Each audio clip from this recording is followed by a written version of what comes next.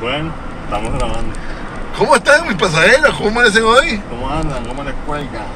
Hola, pasajera. O sea, esta tipa cada vez lo hace más intenso. No, es que no has visto, tú no ves que tú estás manejando la mandíbula tiene una facilidad de moverse de izquierda a derecha. Sí, hace Parece cuadrito de Fregarope. Hace una ¿Hay órbita. quién más? ¿Ah? Hace una órbita. Sí, no haya loca. Increíble. Como mandíbula de la serpiente que se desarticulan.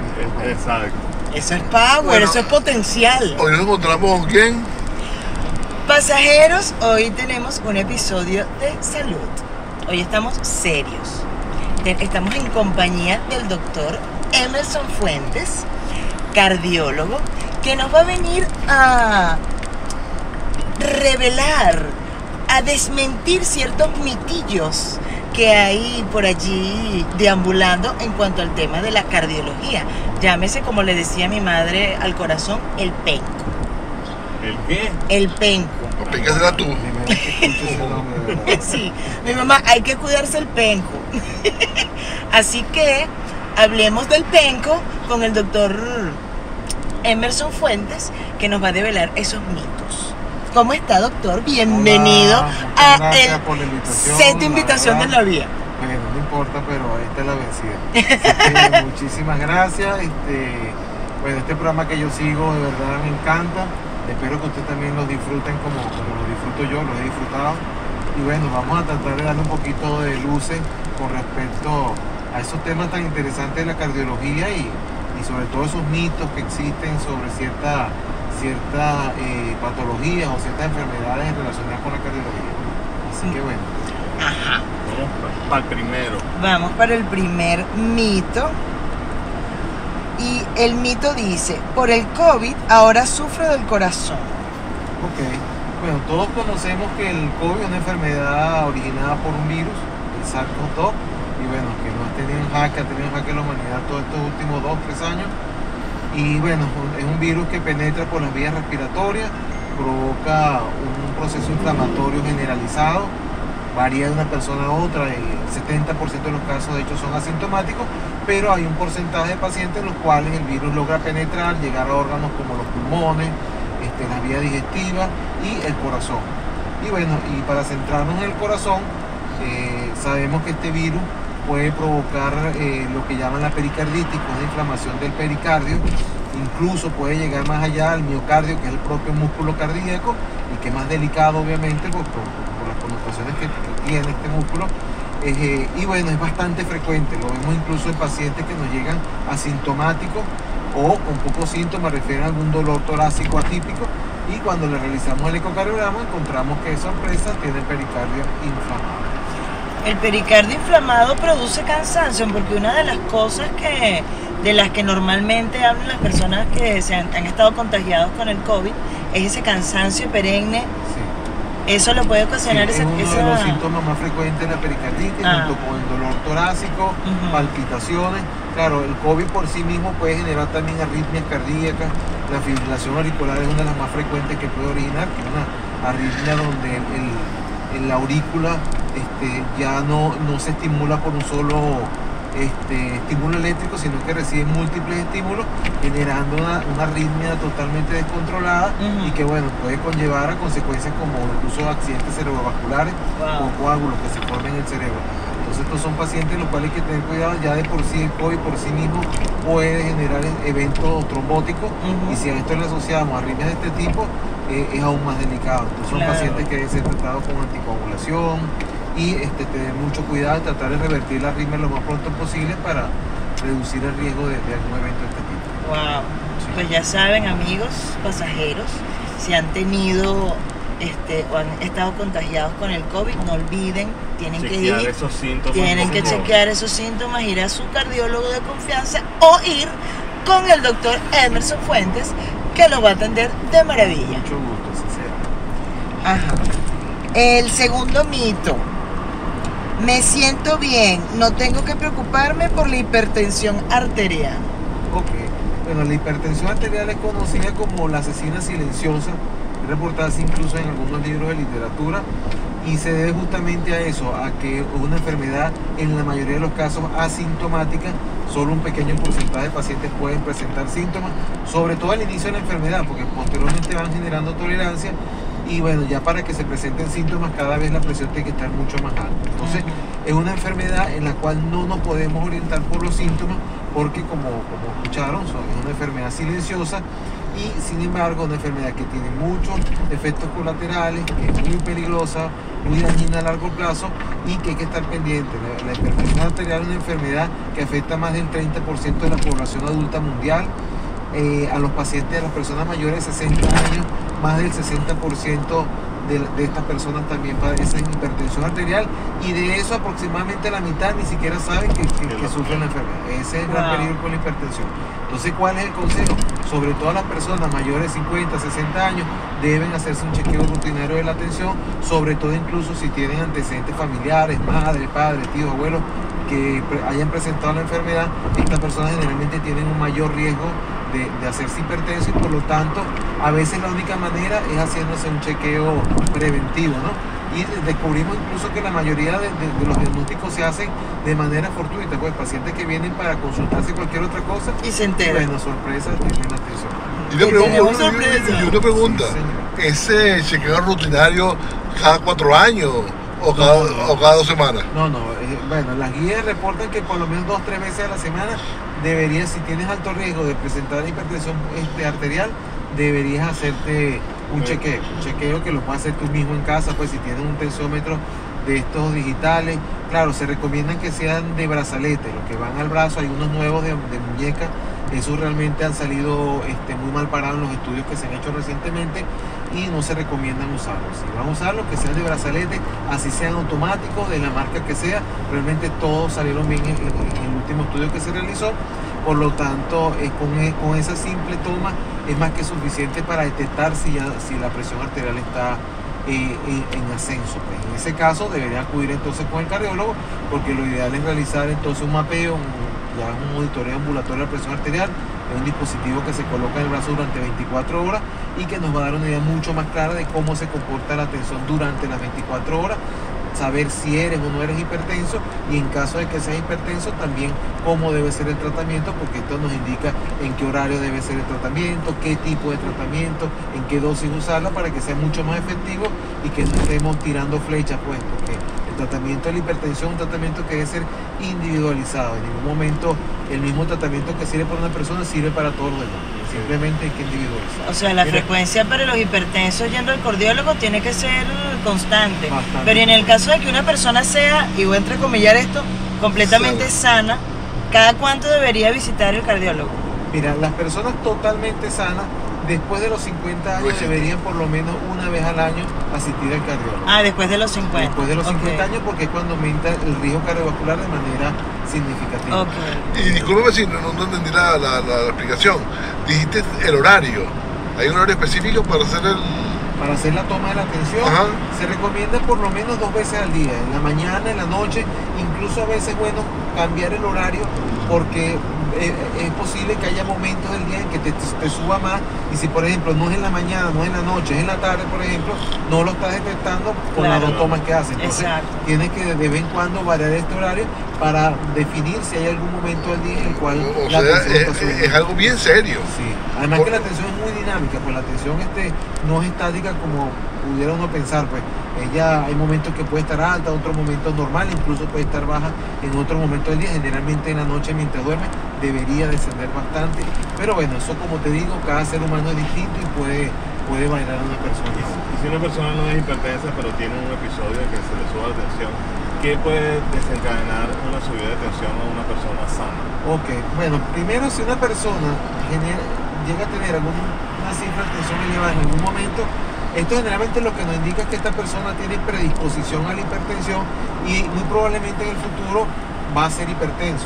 La idea justamente es corregir factores de riesgo que son modificables para evitar que esta persona por lo menos se aleje lo más que pueda el inicio de la hipertensión, porque una vez que empieza la hipertensión No hay vuelta ya atrás. es para toda la vida. Entonces, sí, hay factores como por ejemplo el mal dormir, el estrés, la alimentación, pues una dieta rica en sal puede aumentar la presión arterial. Entonces hay factores que pueden influenciar en un momento dado una alza de la tensión arterial sin que necesariamente esta persona aún sea hipertensa. Por eso es que se recomiendan estudios como el que les comenté anteriormente de mapeo, porque ese estudio sí nos va a permitir saber con certeza y con objetividad si la persona ya inició la hipertensión o simplemente fue un evento aislado. Qué bueno que tocaste el tema de la sal, porque de eso trata el tercer mito. Bueno, sí. No utilizo sal de mesa, por lo que mi ingesta de sodio y mi presión arterial están bajo control. Bueno, no necesariamente, ¿no? Los cardiólogos sí tenemos quizás una guerra contra el consumo excesivo de sal. Sabemos que la sal en pequeñas cantidades es necesaria incluso hasta para la vida. Se recomiendan 5 gramos de sal al día.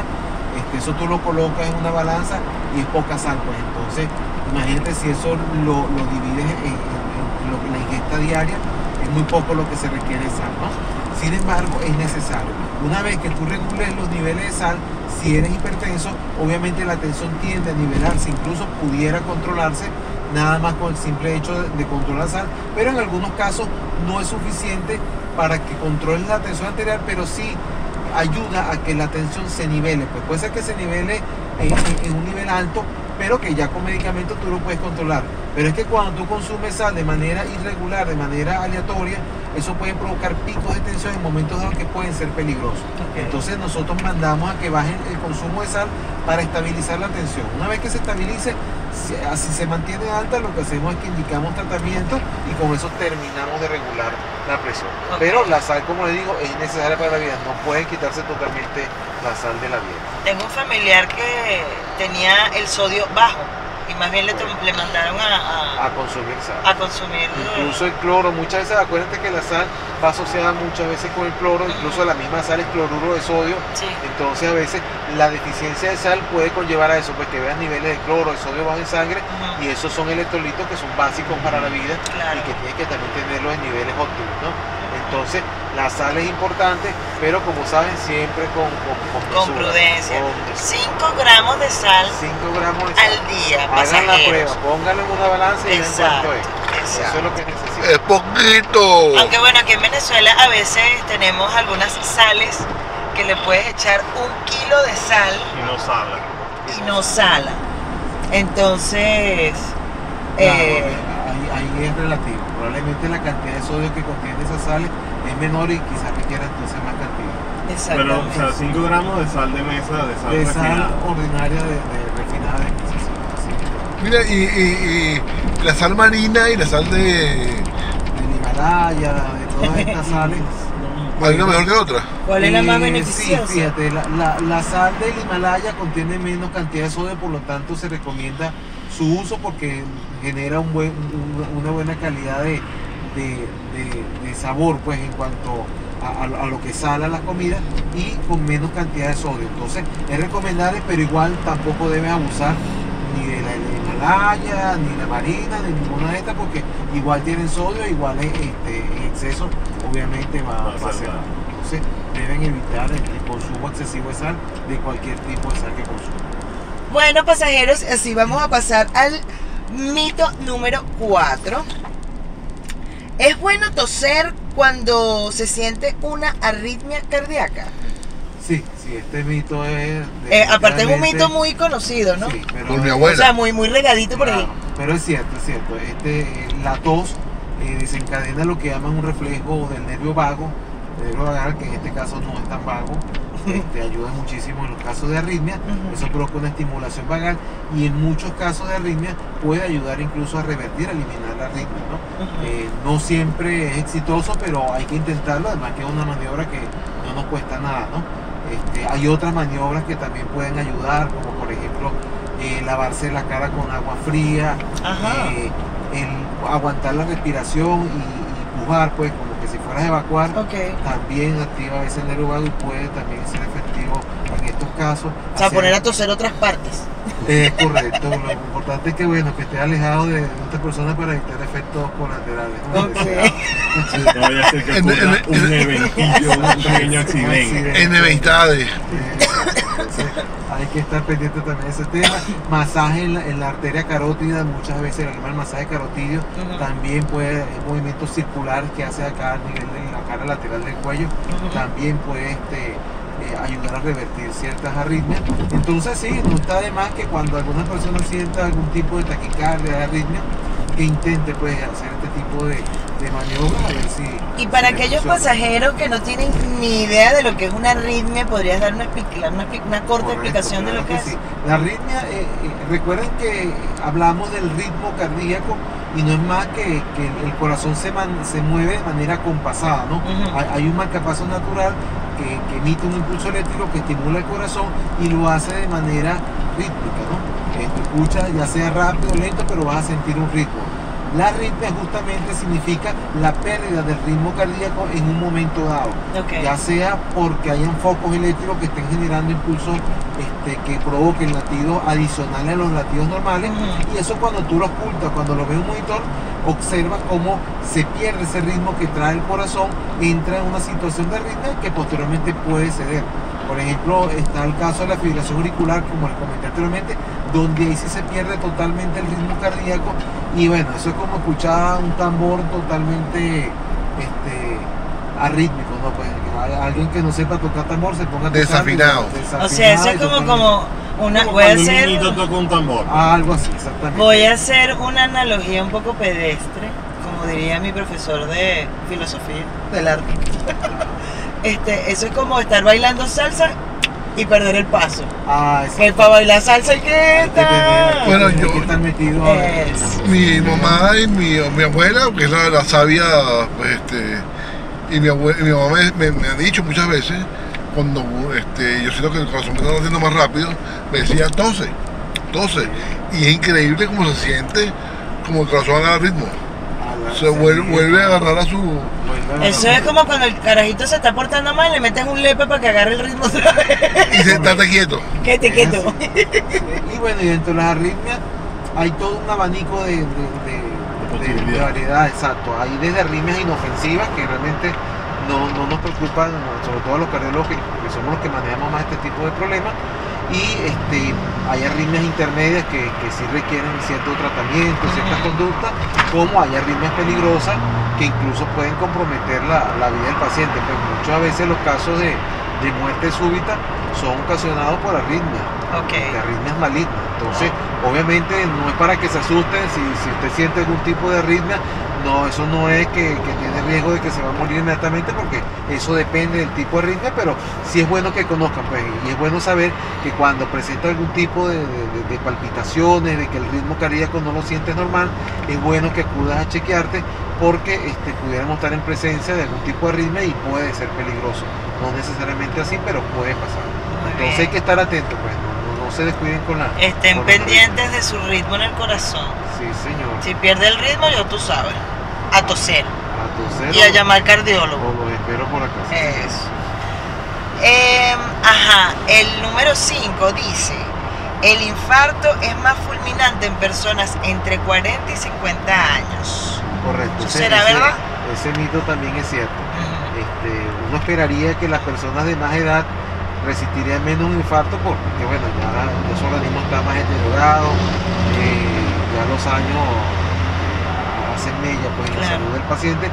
Sin embargo, en el caso de la cardiopatía isquémica, que sería lo que provocaría un infarto, en el caso de las personas de más edad, normalmente estas obstrucciones que ocurren a nivel de las arterias van desarrollándose de manera paulatina, muy lenta, ¿no? Esto ocurre durante toda la vida. Incluso hay estudios que han reportado que ya incluso en los fetos, los bebés incluso antes de su nacimiento, autopsias que han realizado en fetos muertos han visto que ya se empieza a acumular grasa dentro de las arterias coronarias de estos seres, sí señor. Wow.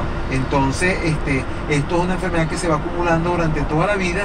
¿Y qué sucede? Que una persona ya de más edad, normalmente el corazón se va preparando para que cuando ocurra un desenlace de este tipo se limite el daño, ¿no? Y se prepara de la siguiente manera: va generando lo que llaman vasos nuevos, neovascularización, que son vasos colaterales que van a prevenir que el daño sea mayor, y generan como una especie de puentes naturales. Lo que es la cirugía de bypass, que es colocación de puentes que van desde una arteria de la aorta a las coronarias, en este caso lo haría no con la aorta, sino con las mismas arterias coronarias, lo haría el organismo. Entonces el corazón se va preparando para que en el momento de que si llegara a ocurrir este evento, ya el daño sea menor, porque está recibiendo irrigación en esa zona por otras arterias colaterales. Okay. Cosa que en las personas jóvenes no ocurre porque no ha habido tiempo a que se generen estos nuevos vasos y dependen exclusivamente del vaso principal. Entonces, si esta arteria se termina de obstruir, lamentablemente no hay nada que pueda limitar este daño. Y obviamente las consecuencias suelen ser peores que en las personas mayores.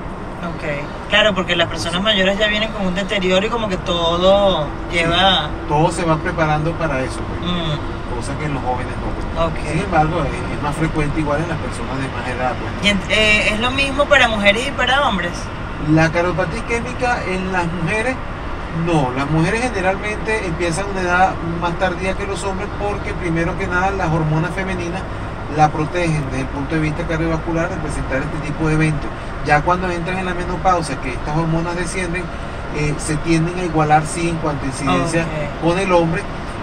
Y a pesar de eso también la cardiopatía isquémica en las mujeres suele ser diferente, porque normalmente la mujer sufre más de microvasculatura, aunque puede tener también enfermedad de los vasos principales, pero normalmente cuando lo estudiamos, yo que hago intervencionismo, que hago cateterismo, nos encontramos muchas veces que en caso de las mujeres presentan pruebas de esfuerzo positiva o signos evidentes de isquemia miocárdica, o sea que hay problemas con las arterias coronarias.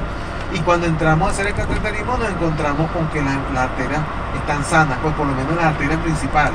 Y sabemos que eso normalmente se debe a que lo que se afecta más a las mujeres son los pequeños vasos, esos vasos lo que llaman la microvasculatura, que no se observa a nivel de un cateterismo, pues porque son vasos muy pequeños. Entonces es distinto pues la enfermedad coronaria, la enfermedad isquémica en el hombre que en la mujer. Además en el hombre suele ser más mortal, la mujer normalmente sufre más síntomas, se queja más, llora más, pero se muere menos que el hombre. Normal, pues. No normal es cierto. La mujer se muere menos, es así. Para el mito número 6, le voy a pedir a los pasajeros, por favor, cero chinazo. ¿Qué pasa?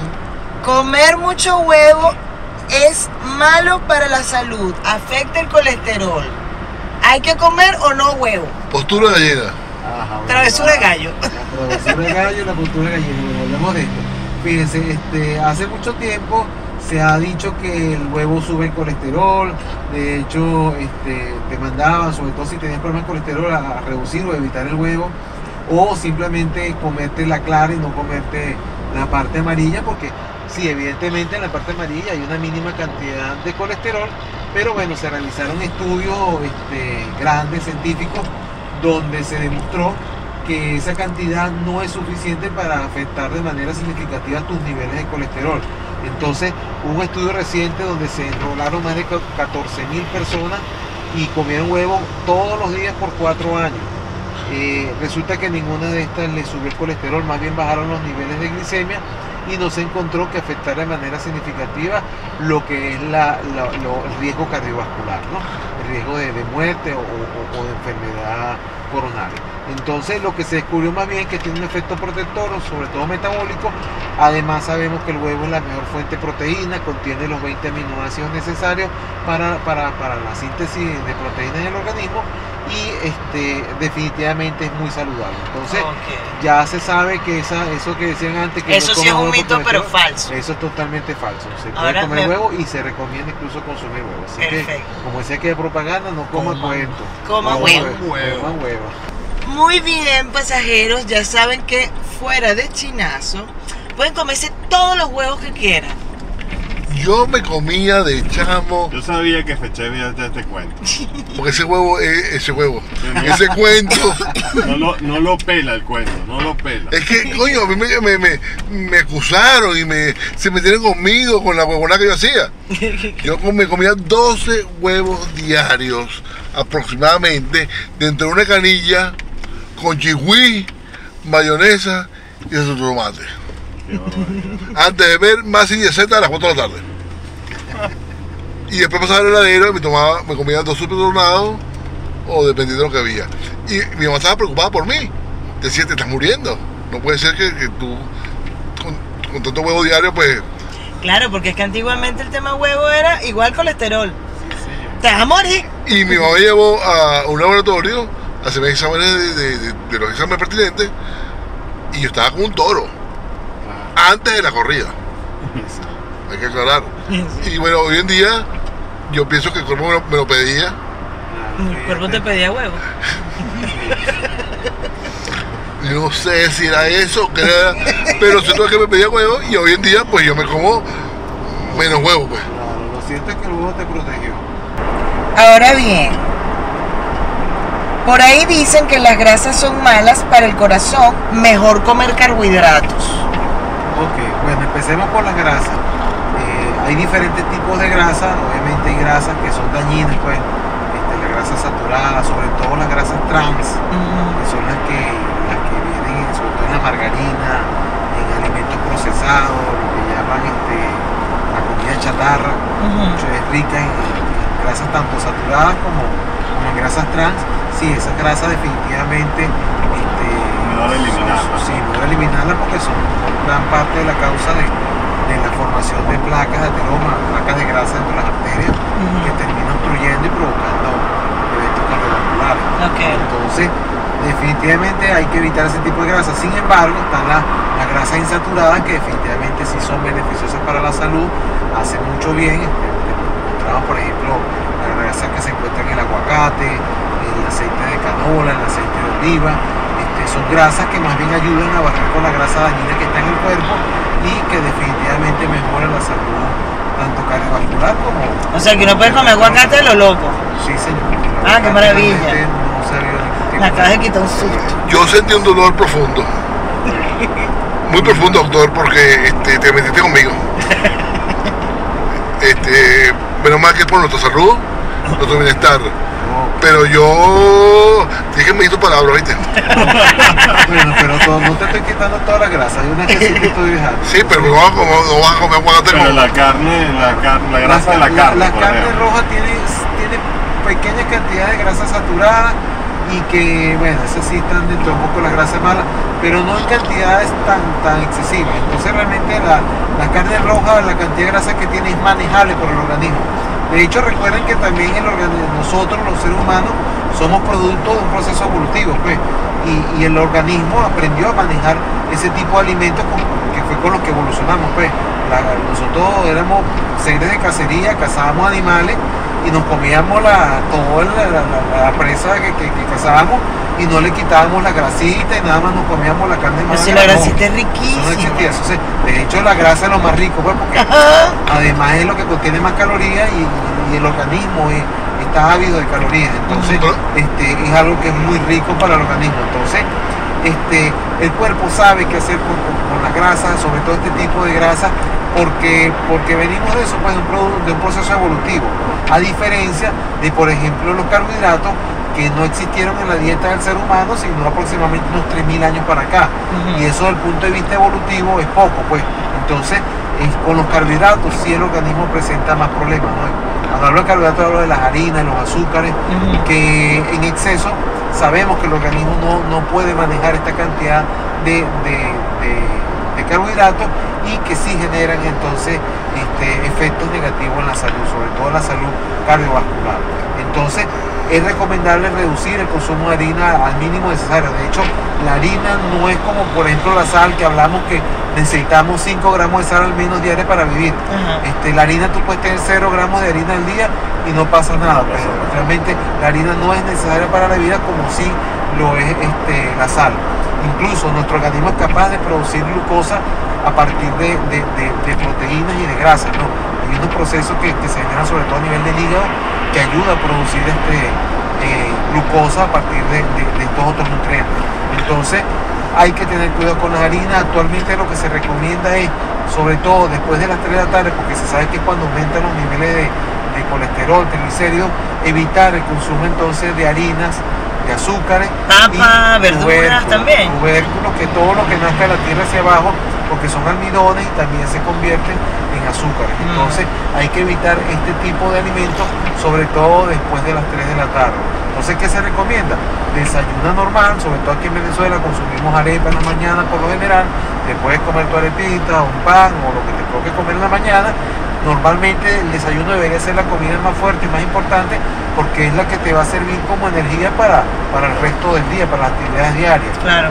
El almuerzo debería ser moderado y la cena debería ser pobre, pues porque normalmente en la cena, después de eso, baja la actividad física, las personas descansan, reposan y normalmente duermen y eso lo que hace entonces es acumularse. O sea que esa costumbre popular de ir a comprar pan en la tarde para cenar no es nada bueno, ¿no? Totalmente negativo. Pero supuestamente los carbohidratos son combustible energético para el cuerpo a la hora de hacer ejercicio y cosas así. Sí. Los carbohidratos es un combustible que es de fácil absorción y de fácil disponibilidad por parte del organismo en cuanto a calorías, ¿no? Ajá. Porque el proceso metabólico por el cual se extrae las calorías de los carbohidratos Ajá. es mucho más sencillo y es más rápido. Y es recomendable, por ejemplo, exacto, si tú vas a hacer una carrera o vas a hacer una actividad física de alto impacto, Ajá. es recomendable que consumas incluso carbohidratos 1 o 2 horas antes para que tengas disponibilidad Ese combustible de ese allí. combustible en ese momento, ¿no? Porque extraer, por ejemplo, lo que dije anteriormente, glucosa a partir de la proteína, de la grasa, es un proceso mucho más laborioso, más tardío y la disponibilidad no es tan inmediata como la que sí es a partir de los carbohidratos, pero por eso es que les digo, pues nunca los extremos son totalmente positivos. Claro. Entonces, no es no consumir carbohidratos, simplemente eliminarlos en la cena y consumirlos en horas tempranas por lo mismo que tú estás diciendo, que te va a servir de combustible de fácil acceso para lo que son tus actividades de la rutina diaria. Y la fructosa, o sea, el azúcar de la fruta. El azúcar de la fruta es más recomendable que la sacarosa, que es la azúcar común que consumimos, porque primero endulza el doble lo que endulza la sacarosa, por lo tanto requiere la mitad de azúcar de lo que requiere, por ejemplo, para endulzar con sacarosa. Pero claro, también obviamente en exceso puede hacer daño, incluso hay ciertas frutas que en exceso se ha visto que pueden inflamar el páncreas y se ha asociado incluso con pancreatitis, cáncer de páncreas. Entonces, la uva, por ejemplo. exacto. Entonces volvemos a lo que hablamos anteriormente, que nada en exceso es bueno. O sea, hay que balancear todo, buscar un equilibrio, porque todos los excesos, así parezcan positivos en un primer momento, pueden hacer daño cuando se consume en exceso. Por ejemplo, las vitaminas, hay vitaminas que en exceso, la vitamina C, otras vitaminas que hacen daño cuando las consumes en exceso. Entonces, nada en exceso pues, es bueno para el organismo. Le voy a dar la palabra a FedChef, que lleva como 3 horas o 3 kilómetros atrás tratando de comunicarse. Ya lo que habla ya se me olvidó. El cochino, el chicharrón, la grasa del chicharrón. Te agradezco. Mide sus palabras. Razone su respuesta. Esta es la consecuencia. No fíjate, el cochino, lo que es la carne magra, incluso se sabe que es mejor que incluso que la carne de res, una carne muy buena para la salud y para el organismo. Obviamente el chicharrón, estas grasas que sobre todo se solidifican a la temperatura ambiente, tienden también a generar más cantidad de placas de ateroma, de grasa en la arteria. Entonces hay que consumirla con cierto cuidado. Pero es mejor esa claro, solidificación de cochino delicioso y sabroso que venden en la carretera que un jamón un embutido pues. No, sí, es mejor, pero quizás más la diferencia yo la vería, por ejemplo, con la margarina. La margarina es terrible desde el punto de vista de la capacidad que tiene de generar ateroma, porque esto es una grasa trans que tapa las arterias. Incluso es preferible mucho más que la margarina la mantequilla. Por supuesto. De origen animal. Disculpe, ¿qué es ateroma? Ateromas son placas que se van formando dentro de las arterias, dentro de las paredes de las arterias, se va acumulando placas de grasa. Ok. Esas placas tienden a ir creciendo a la medida que se va acumulando más grasa, Ok. y eso puede conllevar a que obstruya, que tape totalmente una arteria, un vaso. Generalmente son las arterias del corazón las que más sufren de este problema, Ujú. y es lo que termina originando los infartos, las anginas de pecho, ¿no? Ok. Yo leí hace años, disculpa te interrumpa, que la margarina le falta una molécula para hacer plástico. Sí. Tú dejas una margarina puesta afuera y eso no le entra ni coquito. Nada, no se daña. No se daña jamás. No, Entonces, ¿cómo le dejamos en el cuerpo? claro. Aparte que la mantequilla es animal Claro. y claro, y el sabor es distinto, o sea, es otra cosa. Incluso la mantequilla para los niños es recomendable también consumirla, claro, nunca en exceso, pero sí es recomendable que la consumas para un buen desarrollo. Acuérdate que muchos de los tejidos están compuestos de ácidos grasos. Bueno, hay un La cuento, grasa hay cuentos necesaria. geniales. La margarina se inventa, porque no me acuerdo en qué año, la margarina que usaba era blanca y usaba para engordar a los pavos en Estados Unidos. Sí. Y cuando se dieron cuenta que los pavos se estaban muriendo de una manera, porque en Thanksgiving, en Acción de Gracias, los engordaban.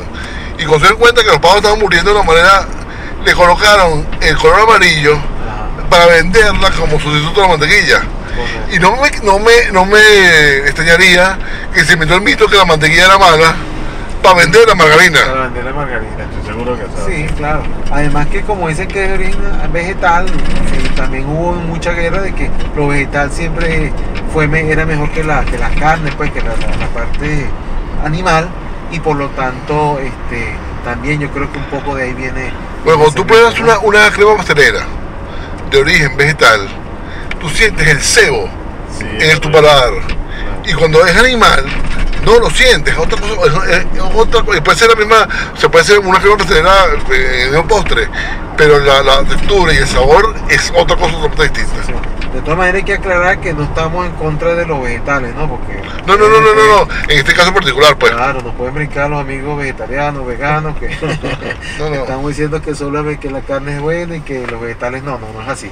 No, Los no, vegetales, por nada. hay muchos vegetales que son beneficiosos para la salud, y definitivamente hay que siempre buscar un equilibrio. Al final es eso. pues, Exacto, un balance. la conclusión de todos estos puntos siempre nos llevan al mismo, las cosas en exceso hacen daño. Hacen daño. Mídanse y ecualicen lo que engullan. Menos el chocolate. Eso no es Hay malo. sus excepciones. Eso se puede consumir en exceso. Sí, sí. Ok, mentira. vamos a pasar entonces al mito número 8. Si el corazón late con rapidez estando sin actividad, entonces me está dando un infarto. Sí. Bueno, no necesariamente. No necesariamente. El corazón rápido indica que te está dando un infarto o que te va a dar un infarto inminentemente, pero sí se sabe que, por ejemplo, la frecuencia recomendable, la frecuencia cardíaca recomendable en reposo es que sea menor a 75 latidos por minuto. Ujú. ¿Ok? Eso actualmente la gente tiene mucho más acceso a este tipo de información con los oxímetros que se han vuelto muy de moda por el tema COVID. Ujú. Estos teléfonos, los relojes nuevos también traen muchos los sensores para frecuencia cardíaca, y bueno, no está de más que monitorice. Si nota que la frecuencia cardíaca en reposo se mantiene por encima de 75 latidos por minuto, Ujú. es recomendable que acuda a un cardiólogo, porque eso sí se ha demostrado que los pacientes que mantienen corazones acelerados tienen más morbilidad, es decir, se enferman más del corazón a largo plazo, incluso mueren más a temprana edad que las personas que tienen corazones lentos. Entonces, Ok. tenemos nosotros dentro del arsenal terapéutico, los ¿qué médicos, tal? Ok. formas de cómo reducir la frecuencia cardíaca en caso de que no se pueda corregir de manera natural, o que se corrija algún factor que esté originando esta taquicardia. Ujú. Se puede entonces corregir de manera, si se quiere, artificial, a través de este tipo de medicamentos. Pero lo que sí es eso, pues no se recomienda un corazón que lata más de 75 latidos por minuto en reposo. Ujú. Ya en actividad Si es física, muy frecuente es eso, otra tiene cosa. que ir para un cardiólogo. Si se mantiene persistentemente por encima de esa frecuencia, debe acudir al Al- cardiólogo. algo porque está pasando. Algo está pasando. O esa frecuencia acelerada es porque tiene al jevito o a la jevita que le gusta enfrente También, y se sí. tiene que alejar porque ajá. Claro, las emociones, quién sabe. la rabieta, O hacer el proceso para que relajarse. todo Pero eso fuera, influye. fuera de chalequeo, un proceso emocional claro. puede conllevar a Claro. una Sí, los procesos emotivos, el mal dormir, incluso pasaste una mala y el noche, estrés. el estrés va a hacer que ese corazón se te mantenga acelerado. Hay otras causas, por ejemplo, las anemias, personas que tengan hemoglobinas bajas, normalmente el corazón late más rápido para compensar un poco la deficiencia de la hemoglobina. Ahora entiendo muchas Claro, cosas. enfermedades de la tiroides, tirotoxicosis, que es un tipo de enfermedad tiroidea. Entonces, hay que estar pendiente. Hay muchas causas para corazón rápido y nosotros como cardiólogos tenemos, el primer deber es tratar de identificar cuál es la causa que lo está originando Ok. para de esa manera contrarrestarla, corregirla, y en caso tal que no se pueda, por ejemplo, personas que son muy sedentarias pueden mantener frecuencias cardíacas altas sin que tengan ninguna patología, pues Ok. simplemente que son corazones que están muy desentrenados, muy sedentarios y que por lo tanto tienen un sistema circulatorio ineficiente y el corazón tiene que latir más rápido para también compensar esa deficiencia. Ok. Y bueno, en ese caso nosotros tenemos que intervenir médicamente y sobre todo también sugiriéndole a los pacientes que aumenten su actividad física para que de manera natural el corazón tienda a Claro, relajarse. porque un corazón de una persona entrenada físicamente, un deportista. Pues yo me acuerdo que Neil Armstrong tenía como 40 latidos por minuto 35 en de reposo, una sí, cosa señor. así. Sí, Eso señor. es porque el corazón bombea mucho mejor, Claro, ¿cierto? bombea mejor y sobre todo que el sistema circulatorio, acuérdate que es la sangre que sale del corazón lo que va a llegar al resto del organismo. Esa sangre en pacientes que están muy bien entrenados llega con mucha facilidad. Claro, porque y la velocidad va. Claro, pues no hay casi resistencia al flujo. Entonces con un solo latido esa sangre va, viene sin problema y el corazón por lo tanto no necesita forzarse para poder mantener una buena volemia, pues un buen nivel de circulación. Interesante. Entonces, eso es importante. Entonces hay que estar pendiente de la frecuencia cardíaca, no solo de la presión arterial. Por eso es que estos aparatos siempre te miden presión arterial y frecuencia cardíaca, porque es un parámetro que también hay que tomar en cuenta y que muchas veces dejamos a un lado anteriormente y que ahorita estamos retomando otra vez este tema. Y así vamos a pasar rápidamente al mito número 9. Que esto yo lo he escuchado varias veces. No, bueno, es que tuve un infarto, no puedo hacer ejercicio. Sí, bueno. ¿Qué hay de cierto en eso? Fíjate, el paciente que padece o que haya padecido un infarto, Ujú. un paciente que muy probablemente haya quedado con un deterioro en la función cardíaca que puede ser permanente o que puede ir mejorando con el tiempo. Ujú. Lo que sí se sabe es que el ejercicio siempre va a ser beneficioso para la salud, pero debe ser obviamente bien programado. Un paciente postinfarto debe someterse a lo que llama una terapia de revascularización cardiovascular, Ok. para justamente definir cuál es su grado de lesión que tiene a nivel cardíaco, para de esa manera poder ajustar un tratamiento adecuado a ese paciente, pues. Pero el simple hecho de caminar muchas veces genera tanto beneficio como cualquier otro tipo de ejercicio, y que eso no genera tanto impacto a lo que es el corazón como tal. Entonces, sí, es recomendable hacer ejercicio posterior al infarto. Obviamente, después que este proceso se enfríe, se recomienda aproximadamente unas 6 semanas después del infarto, que es el tiempo que más o menos tarda el corazón en adaptarse a su nueva situación. Y posterior a eso, entonces, hacer una prueba de esfuerzo y meter al paciente en lo que llaman una terapia de rehabilitación, y de esa manera entonces Para ir empezar poco los a poco ejercicios. aumentando la actividad física. Obviamente en ningún momento deben arrancar Ok. con alto impacto, pero sí, definitivamente es necesario, es importante que el paciente se reactive desde el punto de vista físico, porque eso lo va a ayudar a que se rehabilite totalmente y que mejore su calidad de vida, que es lo que al final se quiere, pues que la persona tenga una calidad de vida aceptable para que pueda hacer una vida digna. Ok. Y así vamos a finalizar estos mitos con el número 10, que dice que el dolor en las piernas es por envejecimiento, no es por el corazón. Sí, bueno, el dolor en las piernas tiene muchas causas. Sabemos que obviamente con el envejecimiento, las articulaciones, Pues, lo que exacto. la gente le dice las coyunturas, ¿no? Ajá. Tienden a ir deteriorándose, puede haber procesos Artritis, de artrosis. artrosis, y obviamente eso puede generar dolor en las piernas. Sin embargo, no es la única causa. Ujú. Hay causas vasculares que son muy frecuentes, por ejemplo, la insuficiencia venosa, lo que llaman la enfermedad varicosa, Ujú. tiende a generar dolor, malestar, pesadez, ardor en la pierna. y eso hay que tratarlo desde el punto de vista vascular, ¿no? Hay tratamiento para eso que van desde medicamentos, medidas físicas como las medidas compresivas, hasta medidas quirúrgicas ya en caso de que tengan criterios para eso, de extracción incluso de segmentos de venas, ¿no? Sin embargo, hay una de las causas más frecuentes de preguntas en la consulta son los dolores en las piernas, generalmente nocturnos, asociados muchas veces con contracturas, calambres, que tienen otras causas que no necesariamente son de origen totalmente vascular. Por ejemplo, personas que tienen desequilibrios en electrolitos, por ejemplo, sodio, potasio, pueden presentar el mismo magnesio, pueden presentar calambres nocturnos, dolor en las piernas, la deshidratación también, personas que no toman agua antes de acostarse porque no quieren pararse a orinar en la noche, entonces se deshidratan básicamente en la noche, y esa deshidratación hace que la microcirculación se vea afectada porque la sangre se espesa, y eso también conlleva a contracturas y dolor en las piernas. Entonces hay que estar pendiente de eso. A veces con simplemente mandarlos a tomar agua en la noche es más que suficiente.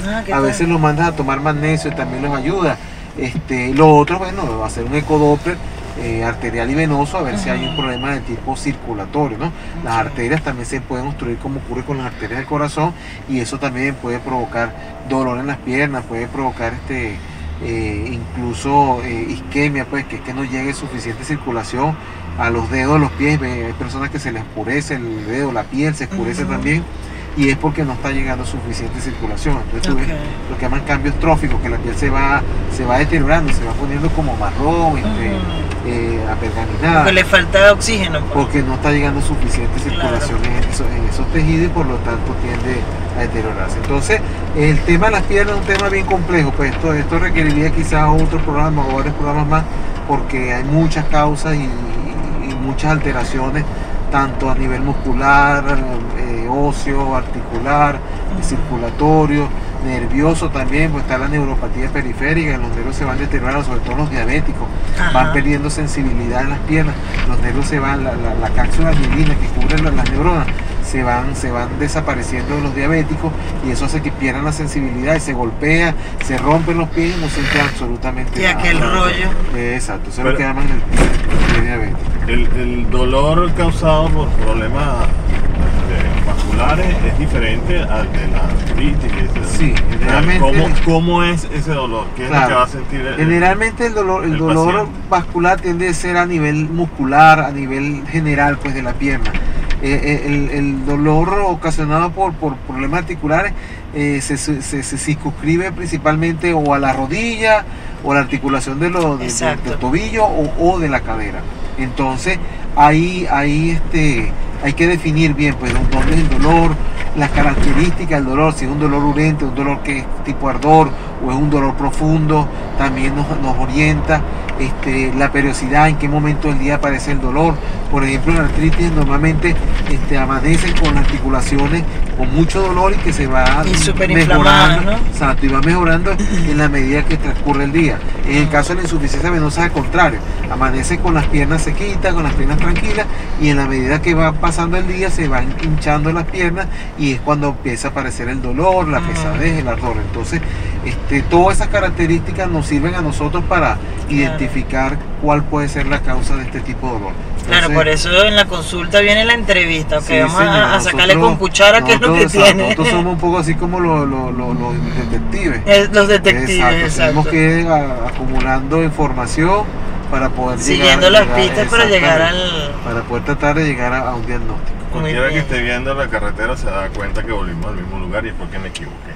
Bueno, estos son gajes del oficio, esto ocurre en esta situación. Y en esta vuelta vamos a aprovechar para agradecer a nuestros pasajeros que nos acompañaron hasta este punto del episodio. Esperamos que les haya gustado esta develación de mitos. Y que hayan aprendido y tengan un poco más de conciencia de su sistema. Que la conclusión general definitivamente es: pasajeros, controlen el pico, ecualicen los alimentos, para que puedan tener una salud adecuada. Una salud plena. Claro, es importante también que nos escriban a través de las redes sociales sobre las preguntas que tengan adicionales, que nos pueden servir incluso para otros programas, ¿no? Claro. Entonces, es importante mantener siempre este retorno pues, entre Y una pregunta, ustedes y Emerson. nosotros. Una pregunta así, ¿dónde está tu consultorio? ¿Dónde pueden Ok. ubicarte? Perfecto, yo paso consulta en la torre KLM. Esta torre está ubicada en Los Palos Grandes, frente a la estación del metro Parque Miranda, ahí muy cerca de Parque Cristal, que quizás es más conocido. Y en el piso 3, estamos todos los días ahí, lunes a miércoles en las mañanas, jueves y viernes en la tarde. Por orden de llegada, no tienen que tomar cita. Hay estacionamiento en la torre, por si acaso vienen en vehículos particulares. Y bueno, estamos completamente a la orden por allá, cualquiera sea su duda o su inquietud, con mucho gusto. Igual en la allá caja de los comentarios trataremos de- le vamos a dejar toda la información del doctor para que puedan todo también sus redes sociales y y todo. pueden preguntar lo que quieran también aquí abajo. Sí, Pregunten que él está dispuesto a responder. Sí, señor. Nos hemos convertido en una línea directa entre la vía y el corazón.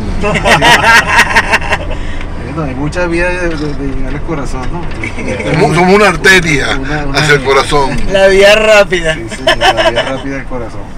Bueno, se Bueno. les quiere. Muchísimas gracias, doctor Emerson Fuentes, por acompañarnos aquí en nuestro corazón móvil. Gracias por estar aquí. Y bueno, le pido que le dé unas palabras a esos pasajeros que nos están viendo. Sí, bueno, la palabra es cuídense, pues cuídense mucho, hagan actividad física, aliméntense bien y bueno, traten de no formar parte de las estadísticas, pues, los queremos. Y bueno, sin más nada que decir, ¿Dónde nos vemos?